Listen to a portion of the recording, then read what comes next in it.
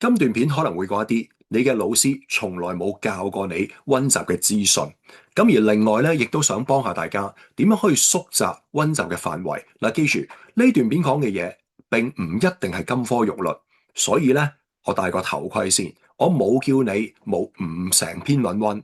理論上温書應該要成篇文所有嘢都温晒嘅，但係我希望你温咗一啲更加有機會出更加熱門嘢先。閒話休提，我哋而家開始啦。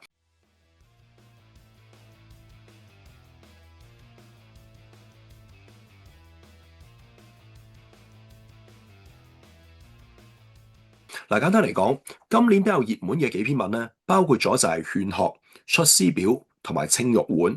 咁當然都係嗰句，其他都要温嘅。咁但係咧，我就用呢三課書嚟做一個示範。根據我自己嘅研究咧，其實考評局如果喺之前出過嗰課書某啲類型、某啲內容嘅題目，佢下一年再出嘅機會係比較低嘅。咁所以咧，我哋可以參考翻嗱，譬如熒光幕呢一度咧，就係2018年。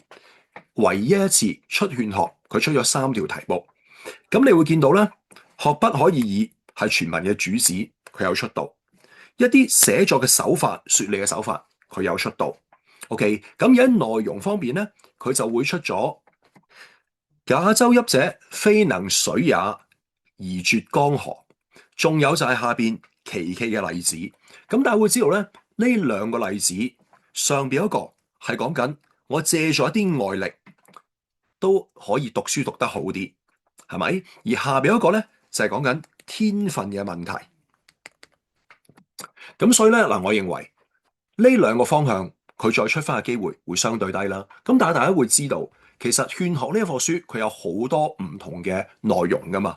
OK，咁而關於嗰啲內容裏邊咧，我認為比較大機會嘅可能會係乜嘢啊？就係第一啦，關於改變天性呢一個方向啦。咁另外仲有，我哋係需要學習嘅時候，亦都要反省自己，令到自己冇過錯，令到自己品德有所提升嘅。再加埋咧，就係學習要累積，仲有就係學習要專注。OK，咁我相信咧，以上我而家 highlight 緊呢幾個方向，應該會係比較重要啲。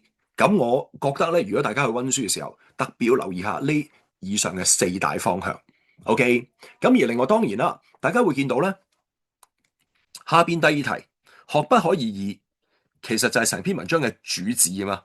咁呢篇文嘅主旨既然已經出咗，咁所以咧，我相信如果佢再出嘅話咧，可能會出一啲主旨以外散散收收嘅內容上嘅嘢。OK，不過永遠都係啦，主旨係一篇文章最重要嘅地方。咁所以你話喂，關於主旨我溫多少少，我又唔可以話你有問題嘅。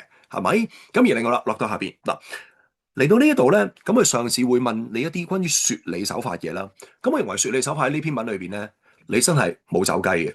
雖然啊，你話喂，咁可能今年再出，咪又係對比比喻，成篇文都係不斷對比比喻啦。係，咁但係我相信咧，如果再出嘅時候，可能佢會將對比同比喻咧，唔係用 MC 咁簡單去出啦，可能會問你喺啲乜嘢地方佢用咗對比。OK，喺啲咩地方佢用咗比喻咧？咁然之後咧，甚至問你將乜嘢同乜嘢對比啊？係為咗帶出或者説明咗咩道理啊？咁樣 OK，咁所以呢度咧，所謂嘅什麼就係佢唔係就咁問啊。我覺得可能會問你説明咗什麼道理啊？係咪？又或者以什麼同什麼做對比啊？什麼以什麼為比喻啊？等等。咁呢個咧，不妨可以留意下。OK，咁勸學呢度大致上搞掂咗之後咧，跟住我哋就會去到出師表啦。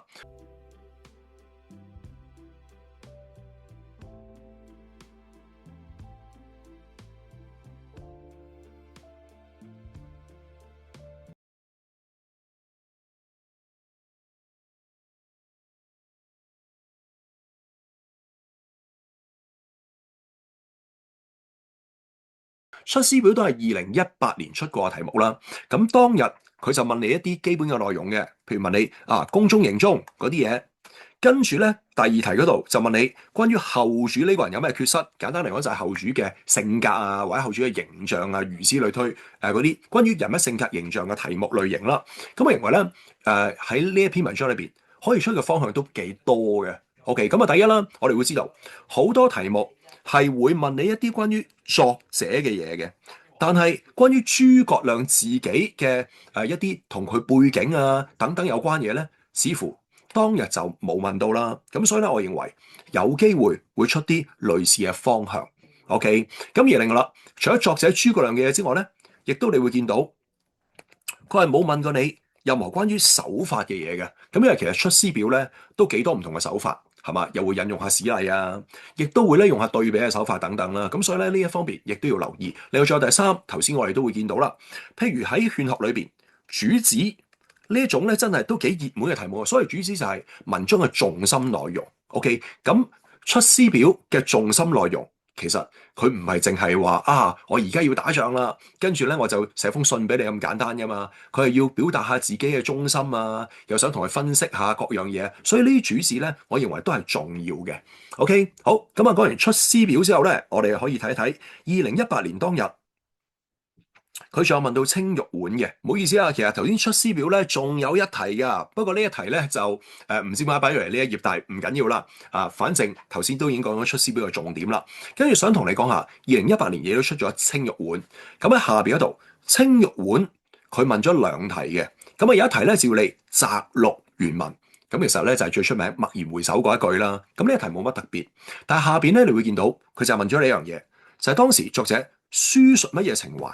同埋點樣書述呢個情懷，就係關於情懷，就係佢嘅情感啦。咁我哋會知道，其實青玉碗佢主要嘅情感唔係啲咩好勁嘅人生道理，主要係抒發個人嘅情感。咁所以咧，可以咁講，當日呢一首詞嘅主旨佢已經出咗噶啦。咁所以我認為咧，今次再出呢個主旨嘅機會就冇咁高啦。OK，咁而你話，咦，喂，咁主旨呢啲嘢好似係最緊要噶咯，佢都唔出，咁會出啲乜咧？咁樣，其實我會咁睇。我哋睇詩詞咧，最常見嘅就係佢嘅情感。咁而因為上次已經出咗啊嘛，所以我就要諗詩詞嘅其他嘢啦。譬如頭先我哋出現過啦，就係手法。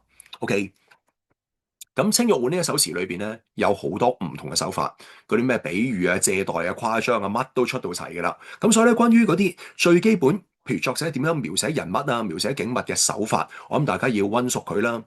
再加上咧，我哋會知道首詞好多手法都會楞到佢裏邊一個重心嘅人物那人。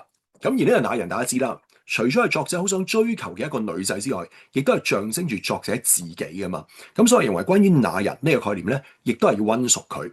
咁我哋呢一段片大致上就係咁啦，同平時一樣。如果覺得幫到你嘅，希望你 like 同 subscribe。OK，我哋下段片再見，拜拜。